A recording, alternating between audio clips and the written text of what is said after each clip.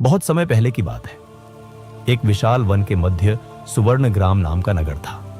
नगर चारों ओर से खेतों, बागों और नदियों से घिरा था। वहां के लोग परिश्रमी और समय के पाबंद थे।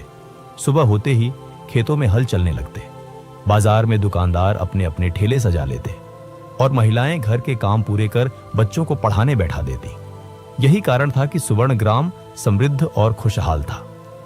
नगर से कुछ दूरी पर आलस्यपुर नाम का एक छोटा सा गांव था।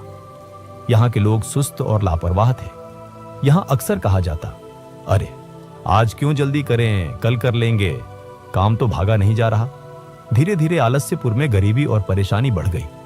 खेतों में फसल समय पर बोई नहीं जाती, घर समय पर मरम्मत नहीं होते और लोग समय की बर्बादी को जैसे आदत बना चुके थे। आलस्यपुर में दो मित्र रहते थे, नलिन और भद्रक। नलिन मेहनती, समय का पाबंद और दूरदर्शी था। वह जानता था कि हर पल की कीमत होती है। भद्रक उसके विपरीत था, लापरवाह, टालमटोल करने वाला और सोचने वाला कि कल सब कर लेंगे। नलिन का खेत हमेशा साफ और उपजाऊ रहता, जबकि भद्रक का खेत खरपतवार से भरा होता।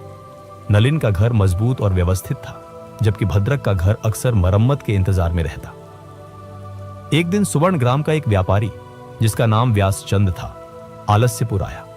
वह रत्न, कपड़े और अनाज का व्यापार करता था। गांव के चौपाल पर खड़े होकर उसने कहा, मैं 2 दिन बाद यहां से वापस लौटूंगा। जो भी अनाज या वस्तुएं बेचना चाहे तैयार रखे, मैं अच्छे दाम दूंगा। नलिन ने यह सुना और तुरंत काम पर लग गया। वह खेत गया, पके अनाज की फसल काटी, उसे धूप में सुखाया, साफ किया और बोरों में भरकर तैयार कर दिया। शाम को उसने भद्रक को भी बताया, मित्र, यह अच्छा अवसर है, अनाज तैयार कर लो, व्यापारी अच्छे पैसे देगा। भद्रक ने हंसते हुए कहा, अरे अभी तो 2 दिन है, कल कर लेंगे, आज तो पेड़ के नीचे आराम करेंगे। नलिन ने गंभीर स्वर में कहा, भद्रक, समय पर काम करना ही असली समझदारी है, अवसर बार बार नहीं आते। भद्रक ने फिर हंसते हुए कहा, तुम्हें तो हमेशा जल्दी रहती है। 2 दिन बाद व्यापारी गांव लौटा। नलिन का अनाज देखकर उसकी आंखें चमक उठी।